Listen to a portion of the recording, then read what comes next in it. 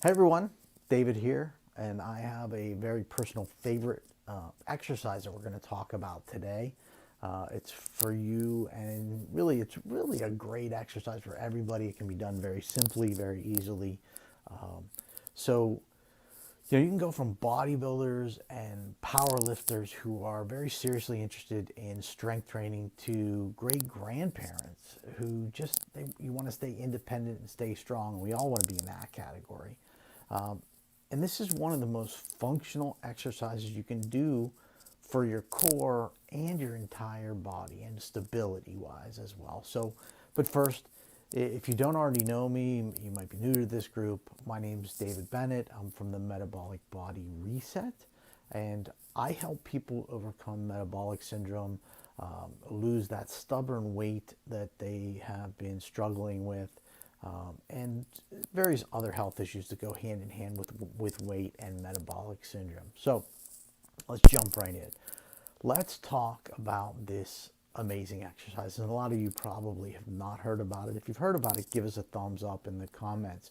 It's called the farmer's carry, and it basically mimics a farmer carrying two heavy buckets of water.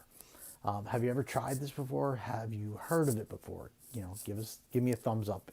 If you're watching this live, put live in the comments. If you're watching this as a replay, put replay in the comments. So when you're using the right amount of weight, this is a surprisingly challenging exercise because it works not only your arms and your shoulders, which would make perfect sense, but also your neck, your back, your glutes, your legs, and it's great for your core as well. And we've been talking about core all this month. And it also can get your heart rate up if you do it quickly. So when you use proper form in this exercise, it can build an incredible total body strength, and it can do that very fast.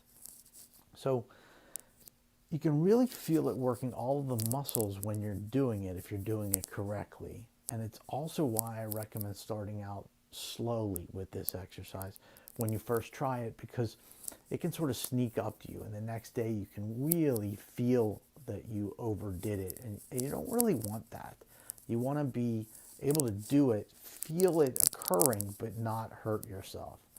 So among other added benefits of the farmer's carry, it can also build grip strength because you're going to grab onto some weights, and grip strength has been linked to longevity and general health, in generally better health as you get older. And who would have put that together? But yes, it has been.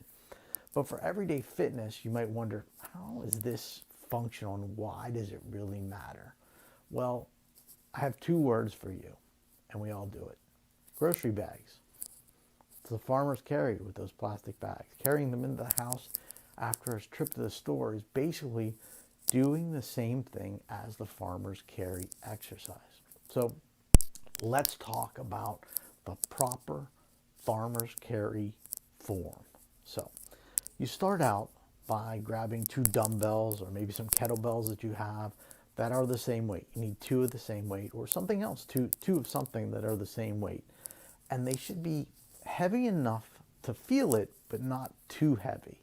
And you want to hold the weights by your side, next to your thighs, and you want your arms to be straight, but you don't want to lock your elbows in. You want them to be loose, by your side, and just hold the weights there naturally, letting your body just hold the weights, letting your shoulders hold the weights, and you'll feel them. But then you have to set your shoulders. You have to bring your shoulder blades back and then down. And then this puts your spine in a very neutral position and really braces your core. And you can feel it through the core. And the weight should be heavy enough so that you can feel the difference when you set your shoulders, back and down.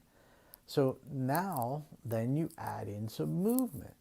You walk at a very slow pace in a straight line, keeping your upper body aligned. You're not going to be throwing your arms. You want to keep everything aligned, and then carefully turn around and return to the starting position. And you don't have to do 500 feet. You can do across the room and back to start out, because as the weights get heavy, And it can also be very tempting for you to hold your breath or shift your position by moving your shoulders forward a little bit, or lean forward a little bit, or maybe grit your teeth a little bit.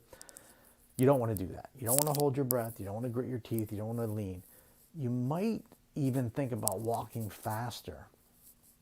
You want to avoid all of those. Just keep walking with good posture at a steady pace. And then put your weights down when you get back to the starting position. That's considered one set. Cross the room and back.